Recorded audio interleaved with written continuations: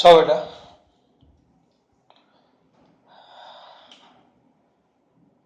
Lecture 48 એક કામ કરીએ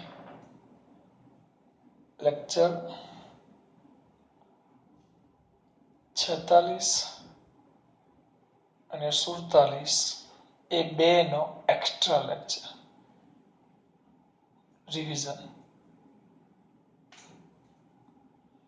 એક્સ્ટ્રા એટલે પુનરાવર્તન માટે છે કેમ અમુક છોકરા અટવાય છે બેને એક સાથે ભેગું કરીએ કવચ અને ગોળો કવચ અને ગોળો બે એક સાથે બરાબર અને પૂછી નાખો શાંતિથી જોયા કરો બધું આ બોર્ડ ઉપર લખીશ પણ ટૂંકમાં બધા વિધાનો નહીં લખીશ પહેલા આકૃતિમાં દર્શાવ્યા અનુસાર એક કવચ ઓ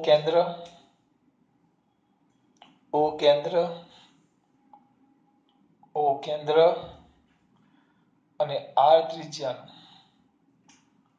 ઓ કેન્દ્ર અને કેપિટલ આર ત્રિજ્યાનું એક કવચ ધ્યાનમાં લો કવચ છે એટલે વિદ્યુત ભાર બધો જ કવચની ક્યાં હોય બેટા સપાટી પર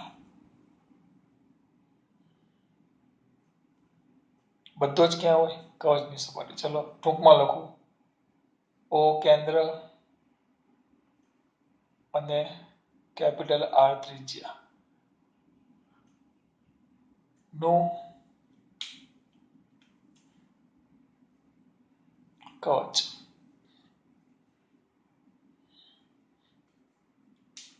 નું ચલો કવચ બરાબર પહેલા એનો ભાગ લખો નું કવચ ધ્યાન આપજો ઓ કેન્દ્ર અને આર ત્રિજ્યાનું કવચ બરાબર એની આમાં કવચ છે એટલે પૃષ્ઠ આવે પૃષ્ઠ વિદ્યુતભાર ઘનતા કેટલું સિગ્મા પૃષ્ઠ હતું ક્ષેત્રફળ એનું કવચનું ક્ષેત્રફળ એ આવશે એ ઇઝ ઇક્વલ ટુ 4 પાઈ કવચ છે એટલે કેપિટલ આર સ્ક્વેર કારણ કે ત્રિજ્યા આવે અને પછી તો કવચ પરનો વિદ્યુતભાર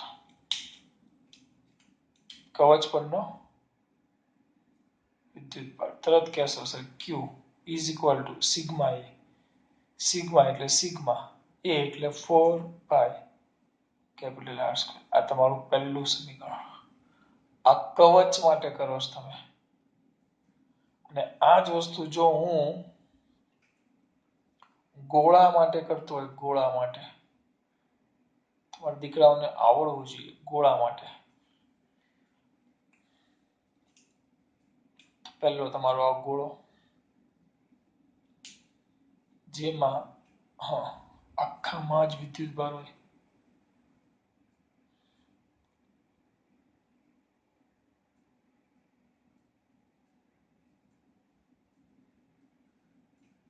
આખામાં હોય કેન્દ્ર ઓ ત્રિજ્યા કેપિટલ લખતો નથી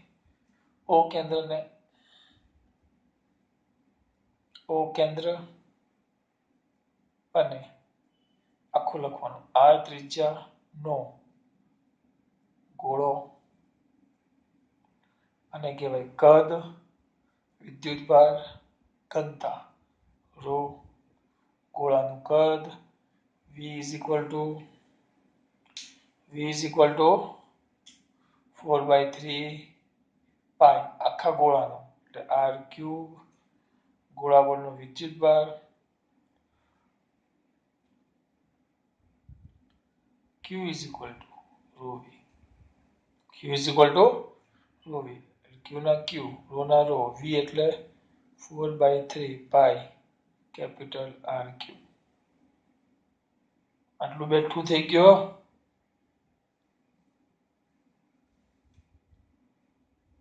અહીંયા ક્ષેત્રફળ આવ્યું તો અહીંયા કદ આવે અહીંયા પૃષ્ઠ ઘનતા આવે તો અહીંયા કદ ઘનતા આવે અહીંયા q બરાબર સિગ્મા તો અહીંયા q બરાબર રો v કિંમત આવી ગઈ હવે આમાં પણ પહેલા હું બહારનું બિંદુ લઈ લઉં અંદરનું મને ખબર છે ઈઝી છે પણ બહારનું અને આમાં પણ આપણે બહારનું બિંદુ લઈ લઈએ બહારનું બિંદુ બેમાં કયું બિંદુ લઈશું? બહારનું. તો આ બહારના બિંદુ માટે r એ મોટા થઈ ગયા કેપિટલ R, અને આમાં પણ r એ મોટા થઈ ગયા કેપિટલ R. કેમ ભાઈ? કારણ કે આપણે બહારનું બિંદુ લઈએ છીએ. આકૃતિ ફટાફટ દોરી નાખો. કવચ જેના પર વિદ્યુત ભાર છે. આકૃતિ મેન છે બેટા.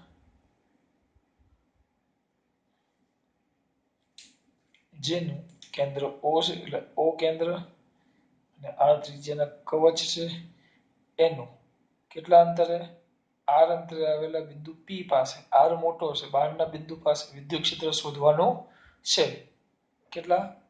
R અંતરે, સ્મોલ r અંતરે. તેના માટે O કેન્દ્ર અને સ્મોલ r ત્રિજ્યાનું એક ગૌસિયન પૃષ્ઠ અથવા તો ગાઉસિયન પૃષ્ઠ ધ્યાનમાં લો. અહીંયા છે, લીધો? બેઠું એ જ ધ્યાનમાં લો. કેટલું? r ત્રિજ્યા, સ્મોલ r ત્રિજ્યા ને ગોળાકાર ગાઉસિયન પૃષ્ઠ ધ્યાનમાં લો. હવે એના માટે સિમ્પલ ફટાફટ કોનો નિયમ બેટા? આગળના ઉપરના વિધાનો પર ધ્યાન નથી આપતો. ગાઉસનો નિયમ. શું કહેતો? ગાઉસ શું કહેતો? યાદ છે મારા દીકરાઓને? ઇન્ટિગ્રેશન. કયું બેટા? s એ જ EDA કયું? Theta, cos theta. EDA cos theta is equal, ચલો જો નવું જ લખીએ, sigma q summation q by epsilon 0. ચલો ફટાફટ કોઈ પણ બિંદુ લેશો. અહીંયા જો તો આ ક્ષેત્રફળ સદિશ તમારો એ ઓલવેઝ બહાર જ આવે, અને આનું વિદ્યુત ક્ષેત્ર એ પણ બહાર આવે. બંને કઈ દિશામાં થયા? એક જ દિશામાં.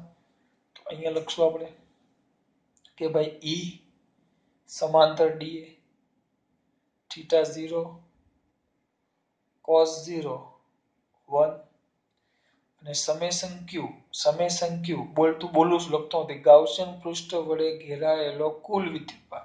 તો એ તો આખો જ આવે, કારણ કે આ બહારનું બિંદુ છે, એટલે આટલો આખો ગોળો અંદર આવી, સોરી આખો કવચ અંદર આવી ગયું, એટલે આમાં આવશે q. કિંમત મૂકો. ચલો E અચળ એટલે 12 integration SDA is equal to summation q, તો q by epsilon 0 E. આને બૂમ પાડીને કીધું આપણે. આને બૂમ પાડી. આને શું કહેવાય? ગાઉસિયન પૃષ્ઠનું ક્ષેત્રફળ. ગાઉસિયન પૃષ્ઠનું ક્ષેત્રફળ. તો ગાઉસિયન પૃષ્ઠનું ક્ષેત્રફળ, ગાઉસિયન પૃષ્ઠ એટલે ગોળો છે, કેટલા ત્રિજ્યાનો? સ્મોલ r ત્રિજ્યા. ક્ષેત્રફળ એટલે 4 pi r² is equal to q by epsilon 0. તો વ્યવસ્થિત લખશો તો E is equal to 1/4 pi epsilon 0 q by small r². એ જ બરાબર. આ જ વસ્તુ આમાં લ્યો. બહારનું બિંદુ. કોના બહારના બિંદુ?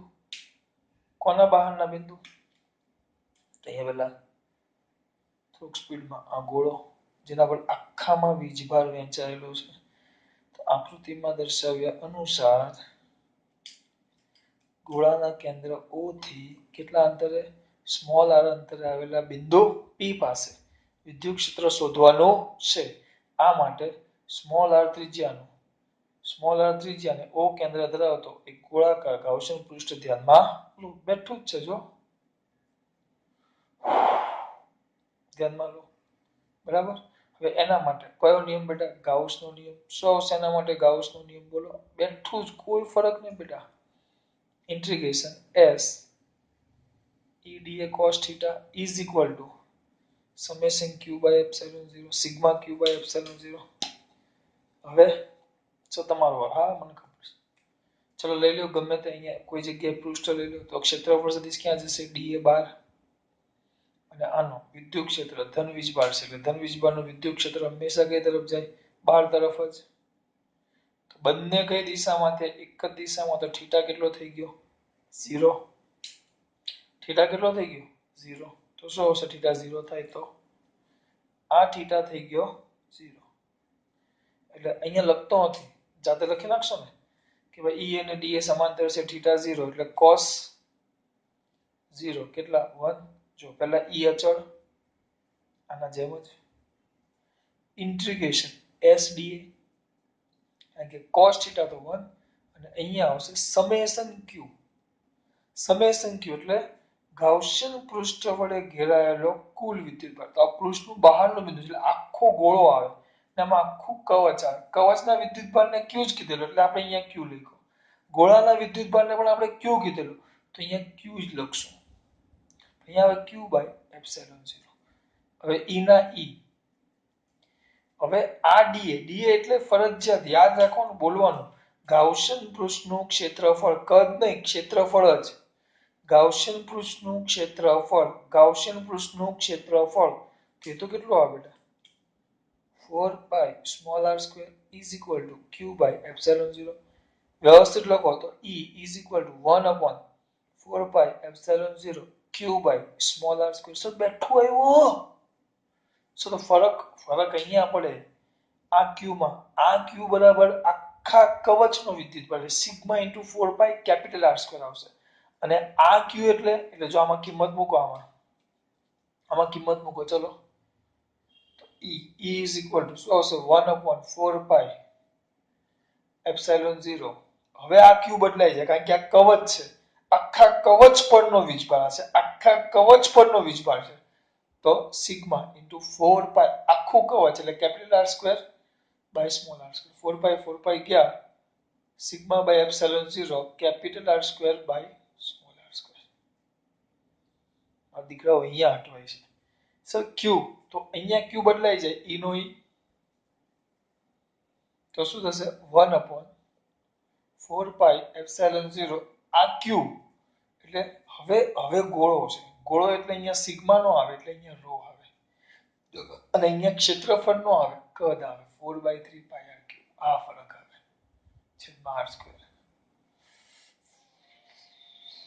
તો rho by 3 epsilon 0 capital R cube by r square. આ બે સૂત્ર ફરક અહીંયા પડે નકર આ ગાઉસનો નિયમ તો કમ્પ્લીટ જ છે આમાં છે એવું જ છે અહીંયા q અહીંયા પણ q પણ આ આવે હંમેશા ગાઉસિયન પૃષ્ઠનું ક્ષેત્રફળ તો ક્ષેત્રફળમાં તો ગુણો જ છે એટલે 4 પાઈ r સ્ક્વેર જ આવે અંદર હોય કે બહાર હોય નથી પડતી થઈ ગયું. હા હવે આમાં હતું અંદરની બાજુ જો આ બે એક સાથે કમ્પેર કર્યું અંદરની બાજુ તો આખું અલગ જ છે અંદરની બાજુ તો આખું અલગ છે આ બેમાં કમ્પેર કર્યું ખબર પડી બેટા વસ્તુ ખબર પડે છે આ કમ્પેર કર્યું દીકરા. હવે થોડું ભૂસી નાખું કેમ કરવું છે હવે જો અંદરની બાજુ લઈ લઈએ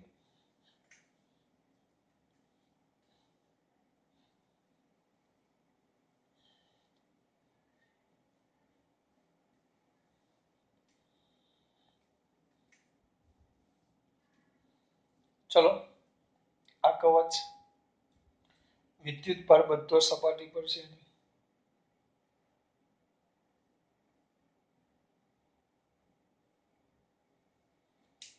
હવે લખવાનું આકૃતિમાં દર્શાવ્યા અનુસાર કેન્દ્ર O થી કેટલા અંતરે સ્મોલ r અંતરે પણ આ કવચની ક્યાં આવી ગયો અંદર આવેલા બિંદુ P પાસે વિદ્યુત ક્ષેત્ર શોધવાનું છે તો સ્મોલ r ત્રિજ્યાનું અને O કેન્દ્ર વાળો એક ગાઉસિયન પૃષ્ઠ ધ્યાનમાં લો પણ અહીંયા r એ કેપિટલ R કરતા કેવા નાના એ લખવાનું કાઉન્સમાં. આ થઈ ગયું તો સીધું ગાઉસનો નિયમ ગાંધી નથી ગાઉસનો નિયમ તો ક્લોઝ ઇન્ટિગ્રેશન s કયું હતું બેટા EDA આને કાઢી નાખો EDA cos theta summation q by epsilon 0 પણ આ હવે જો બધો વિદ્યુતભાર અહીંયા સપાટી પર છે તો અંદરના ભાગનો વિદ્યુતભાર કેટલો કોઈ છે જ નહીં એટલે અહીંયા તો સમેશન q 0 હોવાથી પૃષ્ઠ વડે ઘેરાયેલો વિદ્યુતભાર કેટલો હોવાથી 0 હોવાથી ઇન્ટિગ્રેશન કઈ જરૂરત નથી ડાયરેક્ટ જ લખી નખાય integration a dA cos theta બરાબર 0 તો આમાંથી આ એક જ ભાગ 0 હોઈ શકે એટલે E બરાબર 0 એટલે અંદરના ભાગમાં વિદ્યુત ક્ષેત્ર કેટલું થઈ ગયું 0 બરાબર. આ જ વસ્તુ ગોળા માટે વિચારો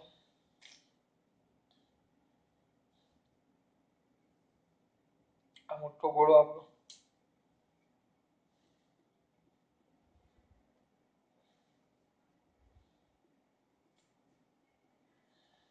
આ મોટો ગોળો,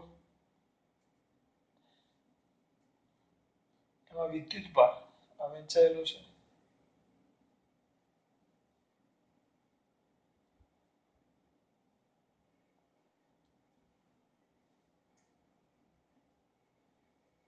તો આકૃતિમાં દર્શાવ્યા અનુસાર શું કેન્દ્ર O થી સ્મોલ આર, આ સ્મોલ આર અંતરે આવેલા બિંદુ જે નામ આપવું હોય P પાસે વિદ્યુત ક્ષેત્ર શું શોધવાનું છે? વિદ્યુત ક્ષેત્ર શોધવાનું છે. આ માટે O કેન્દ્ર અને R ત્રિજ્યાનું એક ગોળાકાર ગાઉસિયન પૃષ્ઠ ધ્યાનમાં લો. લીધું? હા, તો હવે આપણા માટે વિદ્યુત પર આટલો જ ધ્યાનમાં લેવાનો, બધો નહીં, આટલો છે. બસ આટલું લખો. પછી નિયમ પ્રમાણે ગાઉસનો નિયમ જ આવે. બોલો S કયું આવે? EDA કયું થીટા બેટા? cos theta is equal to summation q by epsilon 0. લાગી પડો. ચલો અહીંયા ફિક્સ જ છે કે આ ક્ષેત્રફળ સદિશ લેશો તો એ ક્યાં આવશે? 12 dA. અને વિદ્યુત ક્ષેત્ર તો ઓલવેઝ 12 આવે. E બંને એક જ દિશામાં. થીટા કેટલો? 0. cos 0 કેટલા? 1. અને E અચળ તો E 12 આવી ગયો. ઇન્ટિગ્રેશન S dA અને આની કિંમત કેટલી આવી? 1. બૂમો પાડી પાડીને બોલું છું સમેશન q. હવે આ ચેન્જ કરવાનું. આ તો 0 જ હતો એટલે આમાં કઈ હતું જ નહીં. સમેશન q અંદરના ભાગમાં આ જે પૃષ્ઠ છે ગાઉસિયન પૃષ્ઠ વડે ઘેરાયેલું વિદ્યુત ભાર. જો સપાટી હતી તો એ સમેશન q માં આપણે લખેલું સિગ્મા a અથવા તો ખાલી q. પહેલા q લખતા પછી સિગ્મા a લખતા. કવચ હતું ત્યારે. ગોળો હતો તો સમેશન q બારના બિંદુ માટે તો આપણે લખેલું q અથવા તો રો માં જવાબ લાવવો હોય તો રો વી. પણ હવે ગોળો જ છે તો રો તો ખરો જ રો, પણ વી વી લખું તો આખું કદ આવે એટલે વી નહીં વી ડેશ લખવાનું અહીંયા બાય એપ્સિલોન 0. બરાબર? તો આ ઈ ના ઈ આને બહુ જોર જોરથી બૂમ પાડવાની, જોર જોરથી. ગાઉસિયન પૃષ્ઠનું ક્ષેત્રફળ બધામાં એ જ આવે. ગાઉસિયન પૃષ્ઠનું ક્ષેત્રફળ તો એ શું આવે? એ તો ફિક્સ જ છે સર, 4π² જ. કારણ કે પૃષ્ઠની ત્રિજ્યા તો આપણે હંમેશા આર જ લખીએ છીએ, સ્મોલ આર. રો ના રો આ વિદેશ વિદેશ એટલે આખો ગોળો ન આવે, આ સ્મોલ આર ત્રિજ્યાનો ગોળો. એટલે હવે અહીંયા ચેન્જ આવશે. અહીંયા આવશે 4/3 કે સ્મોલ આર ક્યુબ. જ્યારે અહીંયા કેપિટલ આર ક્યુબ હતો કારણ કે આખો ગોળો હતો. હવે આ ત્રિજ્યા નાની આર ત્રિજ્યાનો સ્મોલ આર ત્રિજ્યાનો ગોળો એટલે અહીંયા સ્મોલ આર ક્યુબ આવે છેદમાં એપ્સિલોન 0.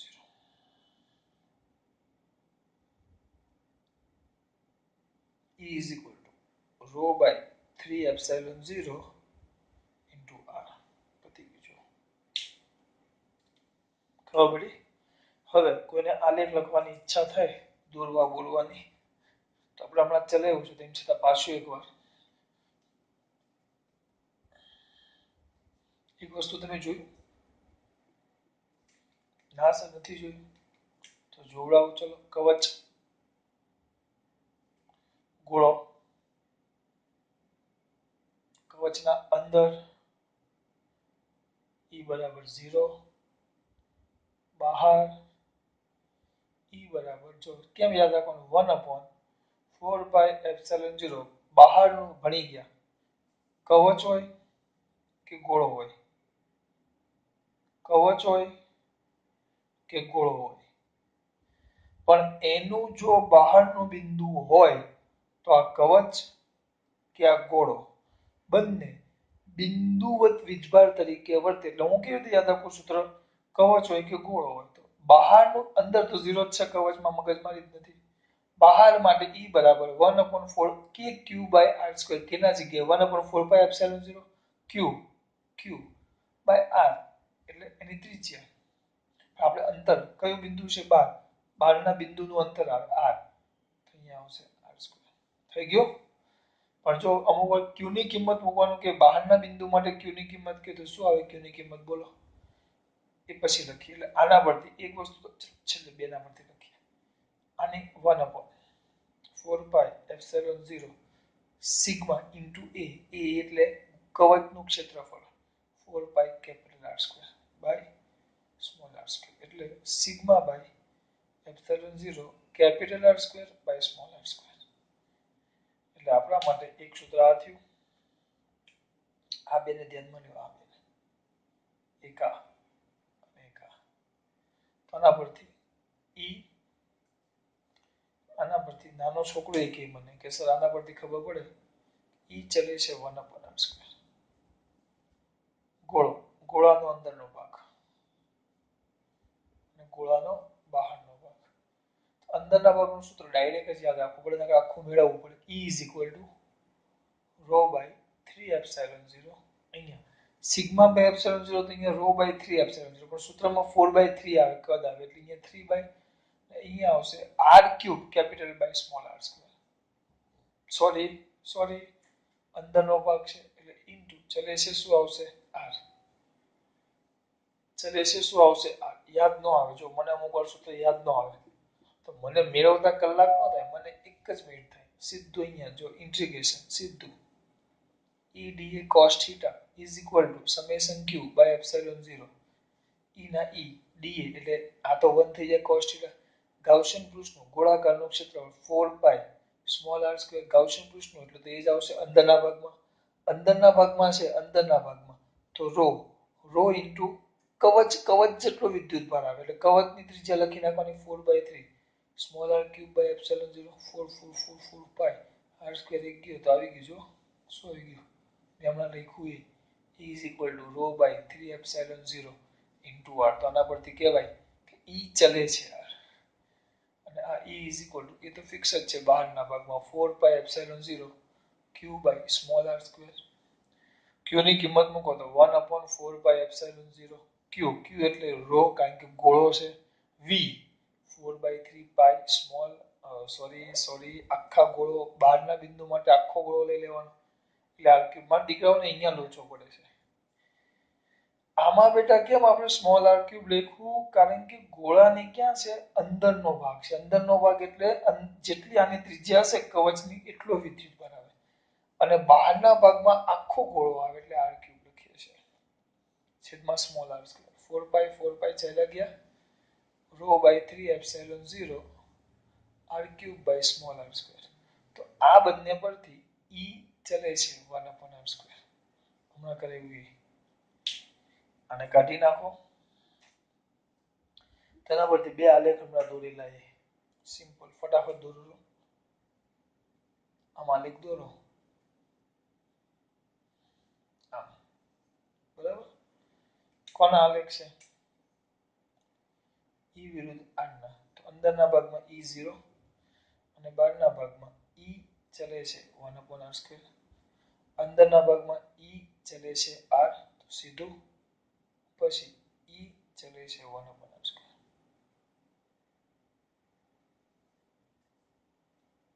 ખબર પડે છે બેટા આમાં?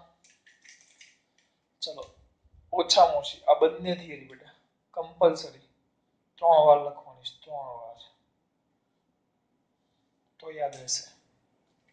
ખાસ વાત. જય શ્રી કૃષ્ણ.